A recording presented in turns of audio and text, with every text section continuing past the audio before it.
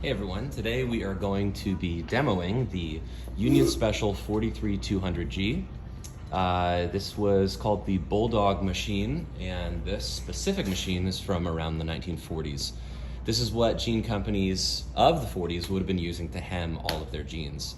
It's a very sought after machine in the denim community, specifically people that use raw selvage denim.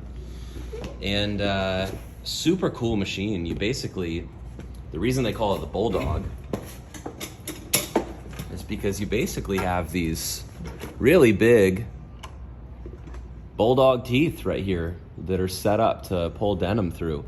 So, the lure of this machine is pretty interesting because back in the day, what you would see from a pant that would have been hemmed on one of these machines. See if I have an example here. This is not a great example, but I'm gonna show you. So they call it roping. So basically the teeth on the bottom of this machine pull the fabric through at a faster rate than it would pull on the top. And because of the speed of that, you're gonna end up with that roping right there. Like I said, this is not a great example. Sometimes you see them that are really tightly woven all around. It's not a bad example, but it's not, this person hasn't worn and washed this jean enough to really pull that roping out. But that's the kind of the claim to fame with this machine. Usually people are hemming with selvage denim, so I've kind of created a little cut-off ankle so I can show you how this works. So basically what you're gonna do when using a machine like this is you're gonna start with the inseam. Now this one I did a double chain stitch, like a felled seam. So on the inside you're gonna see 2 chains right there, and on the outside you're basically gonna see 2 what look like lock stitch rows of stitches there. Now, the challenge with a pant that has been seamed like this in the center, the middle of the pant, is that you end up with a lot of bulk right here. So it's hard to roll this back. So sometimes, especially if you're hemming a pair of like 20 ounce jeans, 20 or above, I would even say 16 and above, you can use a hammer.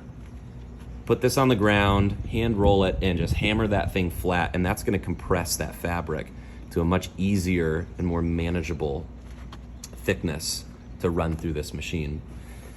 But what you do is you roll it by hand one time, give it a little crease, and then you roll it again.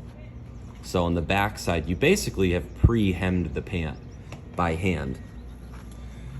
You're gonna start right in front. You're gonna start right in front of this edge right here, this inseam. And so your right pedal is going to allow you to lift up the presser foot here, and this knee bar here is going to pull the folder over. So you go, in order to do this correctly, I'll show you again, you hand roll like so, and you use your right foot to get it under, and then you use your knee to get it under, and now you're set, you're ready to go. So what I do is I just basically give it maybe 3 inches before the folder and hand fold it, and I'm holding it hemmed, basically. So I run it, I stop, I roll again, stop, roll again, and I'm effectively just pre-hemming it with my hands and just pushing it through. So then, when I get to the end here, let's go ahead and move this here so you can see a little better. When I get to the end here, I'm gonna go ahead and cut the top thread, cut the bottom thread.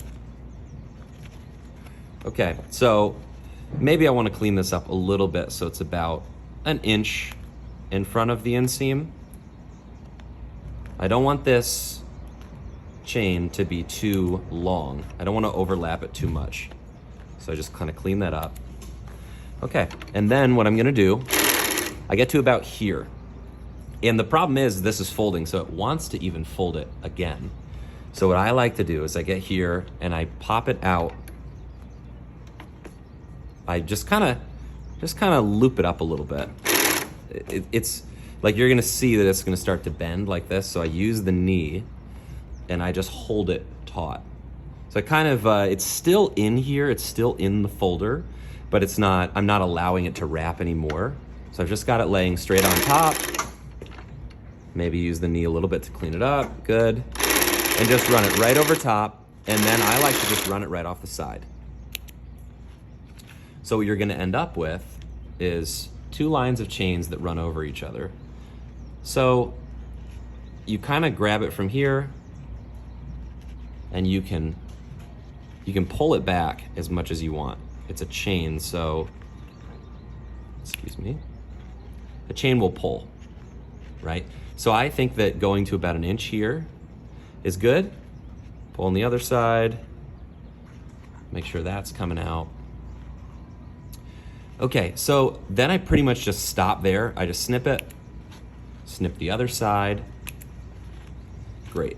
Now you've got a clean chain on one side and a clean chain that just overlaps it on the other side.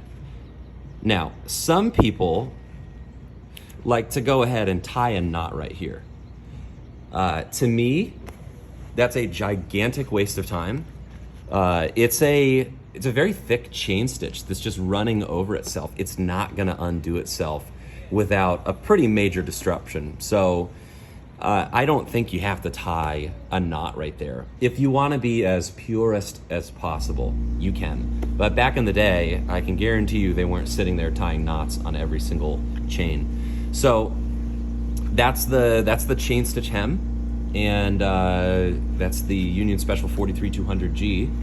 Really cool machine, really nice for that heritage experience that you get with old school American denim, and really neat machine.